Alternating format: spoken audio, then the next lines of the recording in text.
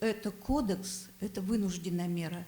Я должна до вас донести, что каждый третий поступивший ребенок в наш стационар – это ребенок детсадовский, не вакцинированный. И когда буквально за 4 месяца умерло 16 детей, мы там чуть не завыли. Мы могли бы пригласить всю толпу, всех согнать, такой ажиотаж устроить. Вы себе не представляете, это те дети, которые не могли получить вакцину, потому что некоторые просто так говорят пафосно: не получаете, кто-то сказал, кому-то сказал. Поэтому это первое, самое главное, это защита тех детей, которые не могут получить вакцину. Это во-первых. И буквально на прошлой неделе умерла девочка, 2 года 7 месяцев. Я вынуждена говорить эту правду, и если бы позволили мне, пришли бы те журналисты и посмотрели бы, как дети эти умирают. Мы-то вакцинируем от тех болезней, которые больше ничем нельзя вылечить.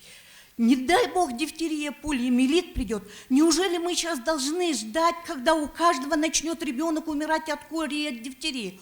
У меня, у моей мамы 3 детей умерло от кори. Остальные 10, благодаря вакцинации, вот перед вами я стою, остальные 10 выжили. И для наших родителей даже не существовало вопроса вакцинировать или не вакцинировать. Так вот, умерла девочка, 2 года 7 месяцев, 4 ребенка в семье, она одна непривитая. Головой бьется и говорит: почему вы позволили людям, не врачам, не в компетентных этих вопросах писать везде, в Фейсбуке, по телевизору? Почему они выступают? Я ведь им поверила, а не вам, врачам. Понимаете, она головой билась. 4 детей, 3 привиты, живы, здоровы, а девочка единственная, 3 мальчика и девочка, 2 и 7 месяцев умерла. Мама выла, плакала.